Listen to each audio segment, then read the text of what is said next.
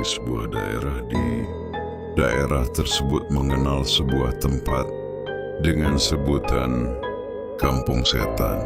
Nama itu bukan sekadar julukan kosong, melainkan lahir dari cerita-cerita yang diturunkan turun-temurun dari mereka yang pernah mengalami kejadian janggal hingga yang hanya mendengar desas-desus dari mulut ke mulut.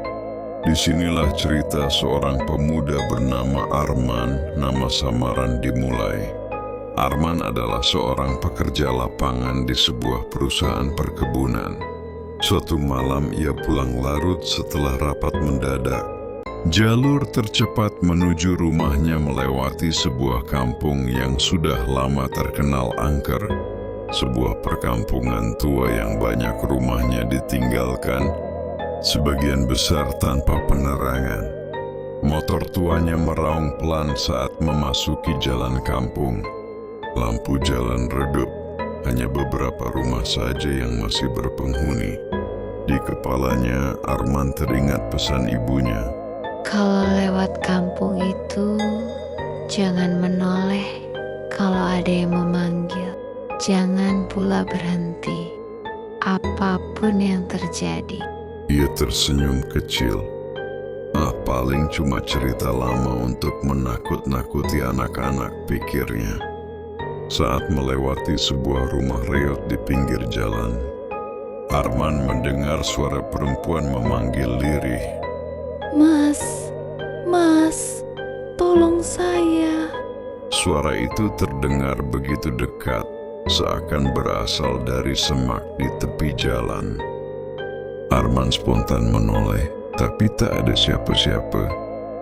Ia mempercepat laju motor. Beberapa meter kemudian suara yang sama terdengar lagi.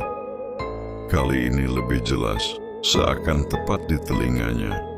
Tubuhnya merinding, bulu kuduknya berdiri.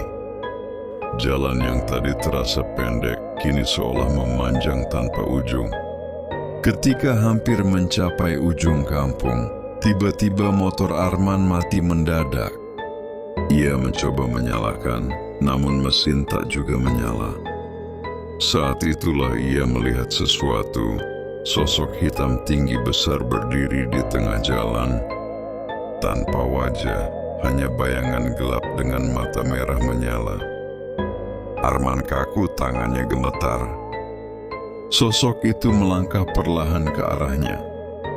Bau anyir tercium seperti darah bercampur tanah basah. Dalam kepanikan, Arman teringat doa pendek yang sering diajarkan neneknya. Dengan suara terbata ia mengucapkannya. Tiba-tiba motor menyala kembali. Tanpa pikir panjang, ia tancap gas dan melesat keluar kampung. Sesampainya di rumah, wajah Arman pucat. Ia menceritakan kejadian itu pada kakaknya, Rudi. Mendengar ceritanya, Rudi hanya menghela napas panjang. Kamu bukan orang pertama. Banyak yang lihat itu. Katanya, dulu kampung itu jadi tempat pembantaian di masa penjajahan. Mayat-mayat tak dikuburkan dengan layak. Sampai sekarang, arwahnya bergentayangan. Arman terdiam. Malam itu ia tak bisa tidur. Bayangan mata merah menyala itu terus menghantuinya. Hingga kini, orang-orang masih menyebut tempat itu Kampung Setan.